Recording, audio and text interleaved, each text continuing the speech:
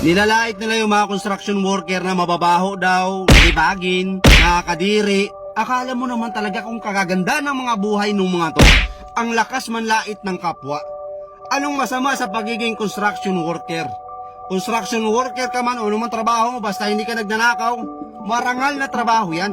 Ang hindi lang marangal, itong utak ng mga taong to na walang ibang laman kundi ang manlait ng kapwa, na akala mo naman talaga ang gaganda ng mga buhay.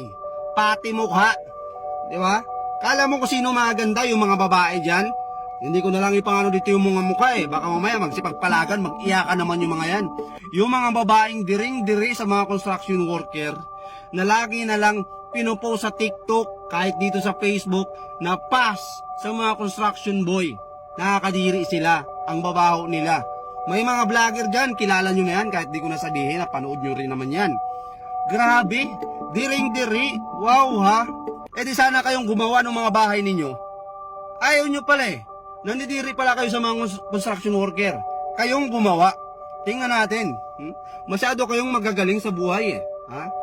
Baka yung mga magulang ninyo, baka yung trabaho niyan, kawatan yan. Ha? Baka yung pinapakain sa inyo ng mga magulang nyo, ang ganda ng trabaho ng mga magulang nyo, pero lakas naman mangawat. Ha? Ang lakas mangutong sa kaba ng taong bayan. Bato-bato sa langit. Lakas yung manlait sa mga construction worker, porkit ba nasa opisina kayo? Naka-aircon kayo? Hindi kayo naiinitan ng araw. Maganda yung mga uniform nyo. Kaya feeling nyo, ha? Kayo na yung pinaka-mayor dito sa mundo. Trabaho nyo na yung pinaka-malupit. Lakas yung manlait sa mga construction worker. Baka nga, sagad kayo sa utang eh. Ha? Baka yung ATM nyo nakasangla. Tapos lait kayo ng lait sa mga construction worker. Ang mahirap nyan, mas malaki pa yung sahod ng mga construction worker kaysa sa inyo. Yun yung katotohanan.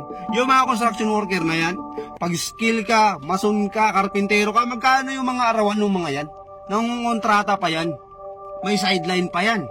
Ikaw, tingnan nyo muna yung mga sarili ninyo. Baka nga hindi nyo kayang buhayin yung mga sarili ninyo eh. Tapos ang lakas nyo ng manlait ng trabaho ng iba. Baka nga palamunin pa kayo sa bahay ninyo. Yung mga babae dyan, ang lakas magsalita. Ha? Pa sa mga construction boy. Tapos yung mga napangasawa, ang pupugi, wala namang alam na trabaho, palamunin. Oh, real talk. Real talk, babae pa yung nagtatrabaho. Yung lalaki nasa bahay lang kasi nga, pass daw siya sa construction boy kasi nakakadiri. Mababaho. O nag-asawa ng pogi ngayon, yung pogi, saksaka ng tamad. Oh, siya yung nagtatrabaho, magaling, palakpakan. Magiting kang babae ka. Yan tayo eh. Bago mo tingnan yung kamalian ng iba, tingnan mo muna yung sarili mo. Baka hindi perfecto yung buhay mo, kaya dahan-dahan sa pananalita. Ito ha, shout out sa mga TikToker dyan, sa mga babae dyan na akala mo kung sino maganda, na lagi nalang pinapangalantaran na pa sa mga construction boy, mababaho sila, kadiri sila. Hoy, huwag kayong magsalita ng tapos, kaibigan, ha mga girls. Baka nyan, pag nakapag-asawa kayo, ha? Baka may hirap na hirap pa kayo sa buhay. Huwag masalita ng tapos.